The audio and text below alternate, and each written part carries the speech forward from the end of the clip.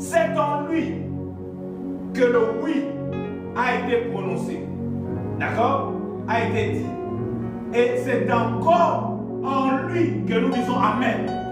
C'est lorsque nous examinons les promesses de Dieu en Jésus, nous arrivons à la compréhension que toutes les réalités spirituelles ont eu leur accomplissement dans la personne de Jésus. Et lorsque nous sommes face à cette réalité, qu'est-ce que nous répondons par rapport au message? Nous disons Amen. Lorsqu'on dit que tu es béni, parce que ta conscience te rappelle que la bénédiction de l'Éternel, elle a enrichi et ne l'a fait sur aucun chagrin. Cette bénédiction de Dieu a eu son accomplissement dans la personne de Jésus. Et lorsque tu arrives à cette compréhension, tu dis quoi?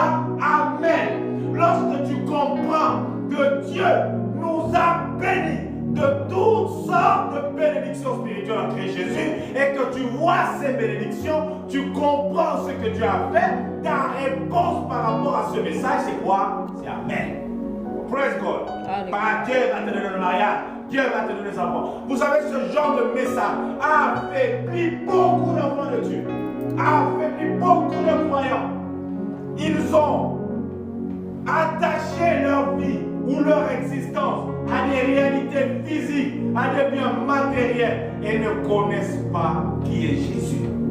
Beaucoup, même prédicateurs, ne sont pas capables de te parler de Jésus. Ils connaissent les voyages, ils connaissent les mariages, ils connaissent les maisons, ils connaissent l'argent, mais ils ne connaissent pas Jésus. Et laissez-moi vous dire encore en plus. Ce n'est pas parce que quelqu'un prêche l'évangile qu'il connaît Christ. Ce n'est pas parce que quelqu'un prêche la Bible autant pour moi qu'il connaît Jésus. Et ce n'est pas parce que quelqu'un prêche avec la Bible qu'il est né de nouveau. Quelqu'un peut prêcher avec la Bible mais il n'est pas né de nouveau. Toutes les promesses sont en Christ. Laissez-moi un peu vous montrer un tout petit peu ces promesses, n'est-ce pas? Éphésiens chapitre 1. Et localisons si à l'intérieur il y a les voitures, si à l'intérieur il y a les maisons. Éphésiens chapitre 1. Il dit en ce qui concerne toutes les promesses.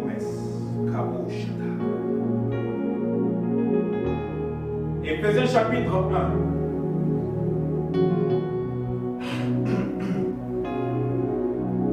1. Verset 3. Vous pouvez lire ça pour moi?